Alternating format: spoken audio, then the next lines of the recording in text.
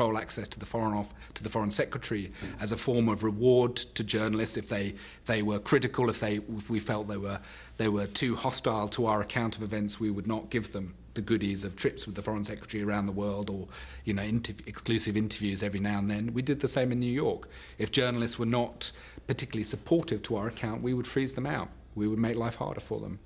But there is a subtle and private relationship between them, which is basically of favoritism, that certain journalists are rewarded with access for being supportive of the story. They will basically tell journalists, you carry on with that line, that kind of unjustified criticism of our government policy on X, Y, or Z, we will punish you. And that is very explicit, those kinds of threats. What happened was not an intelligence-based process.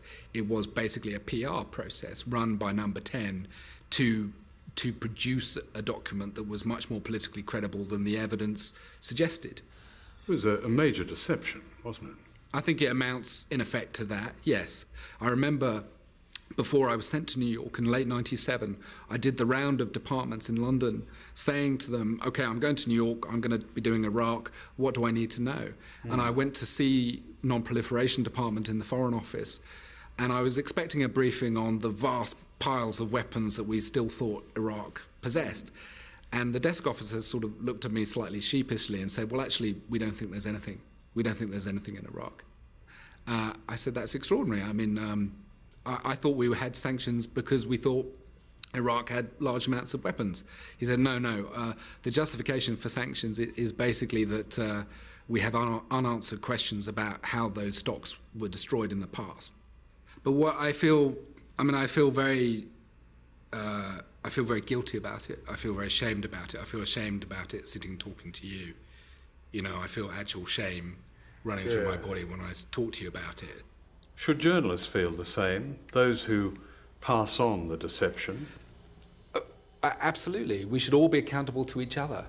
I think that's the only way to have a civilized society, is some kind of transparency with each other and accountability, and people holding people morally accountable for what they do, and that applies to journalists as much as it applies to anybody.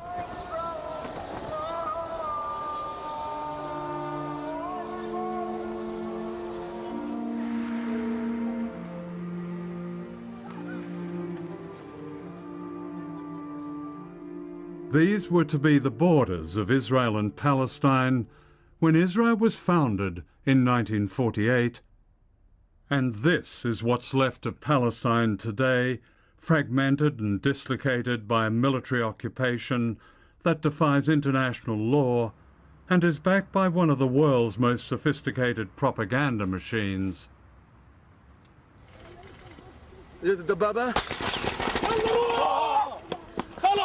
This is Palestinian cameraman Imad Ghanin being shot repeatedly by Israeli soldiers. The killing of non-Western journalists is rarely news.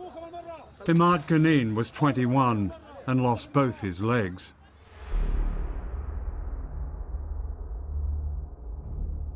Ten journalists have been killed by Israeli forces since 1992, and many more have been wounded. The pioneering Glasgow University Media Group has just published its latest study on the media reporting of Israel and Palestine. I think what it comes down to is a basic knowledge that journalists have, which is quite simply that if they criticise Israel, then it's potentially trouble. If they criticise the Palestinians, then there is much less of a problem. So they might use a word like occupation, but they won't say military occupation, they won't say military rule, they won't explain in detail what it means. They certainly wouldn't do it routinely to explain in detail what it means to be living under military rule and why the Palestinians, from their point of view, are trying to overthrow that military rule, trying to throw off that control. Professor Greg Philo heads the Glasgow unit.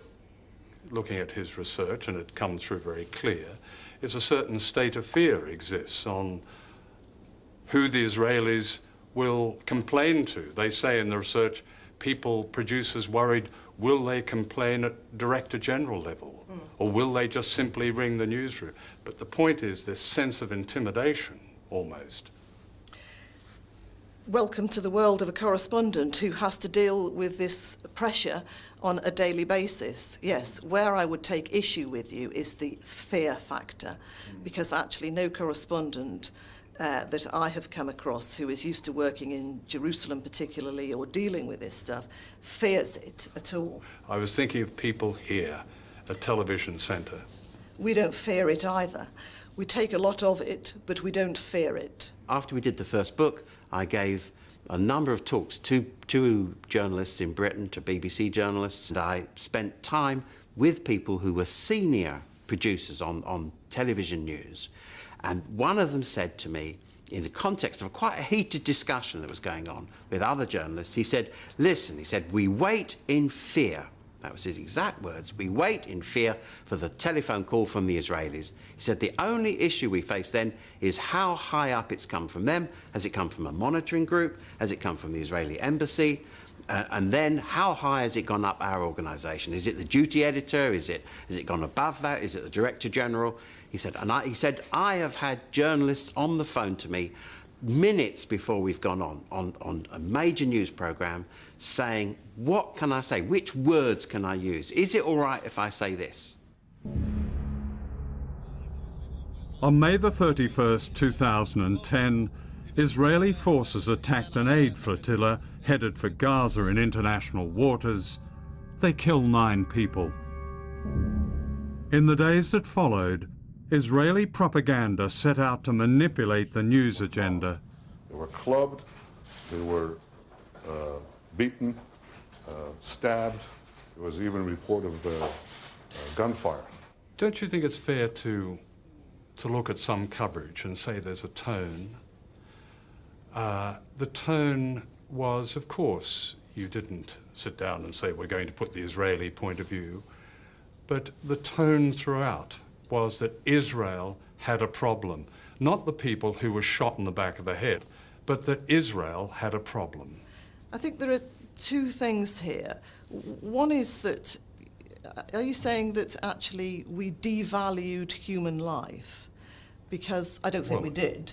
No, I didn't say that. that. But I think it's legitimate to ask what the implications of this were going to be for Israel, which is what that question was attempting to do.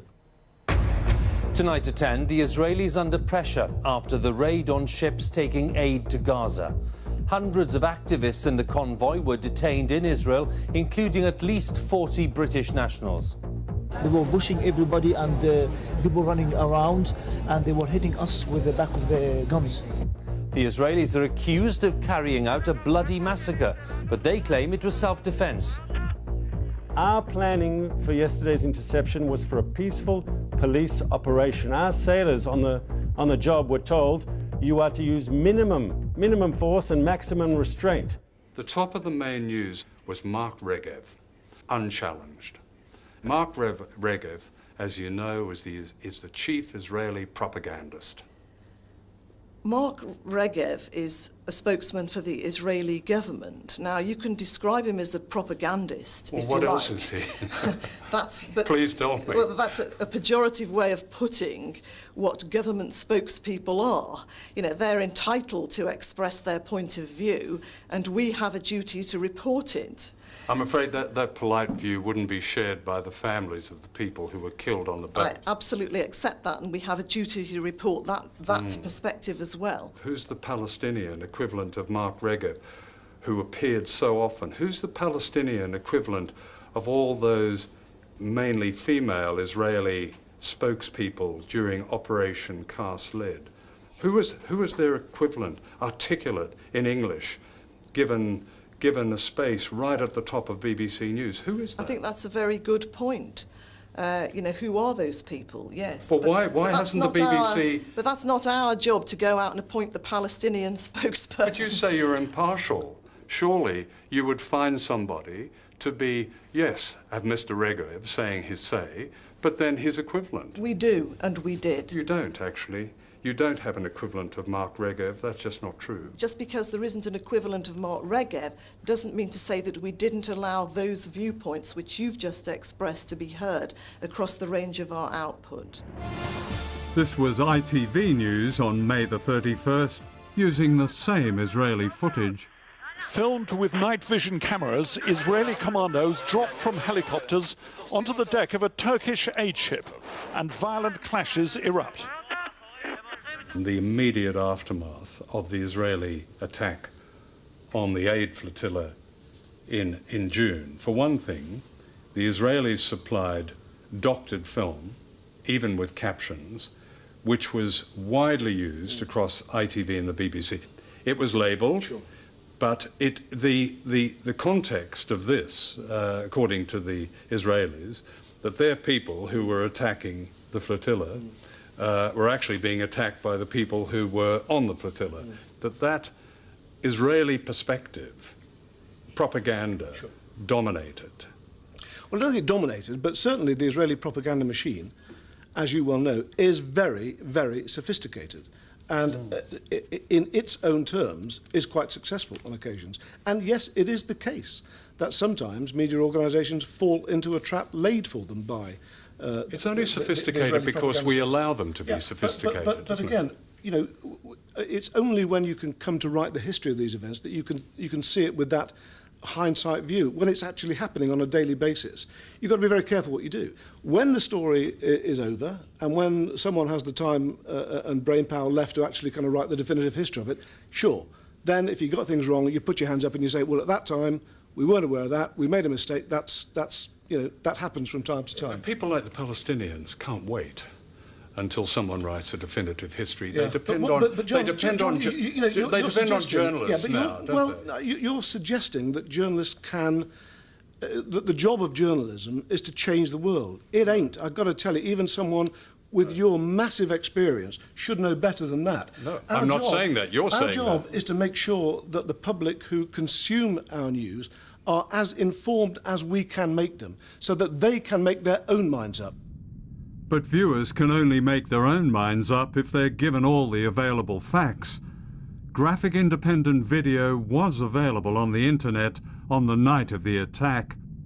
4 months later, a United Nations investigation described the Israeli attack as displaying unnecessary and incredible violence. 6 people were executed at point-blank range. The attack warranted prosecution for war crimes. This was only reported in a 12-second item on ITV News and completely ignored on the 3 main BBC TV bulletins and seen only on News 24.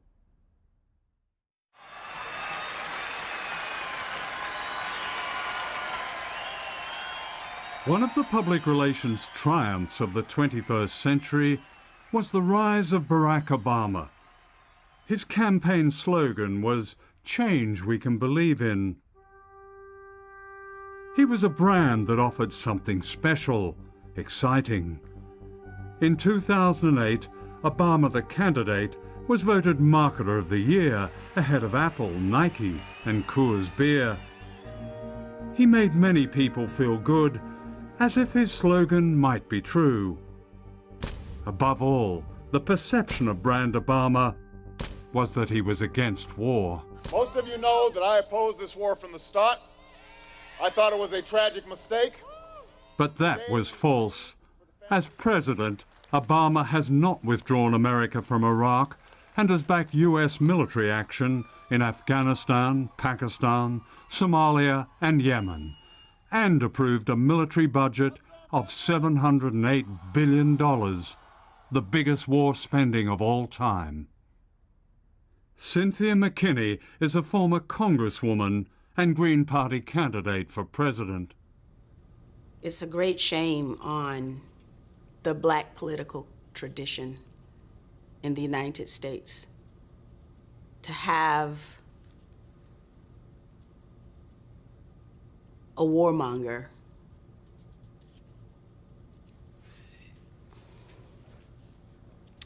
it's almost as if the black community in the United States, maybe we've lost our innocence too, because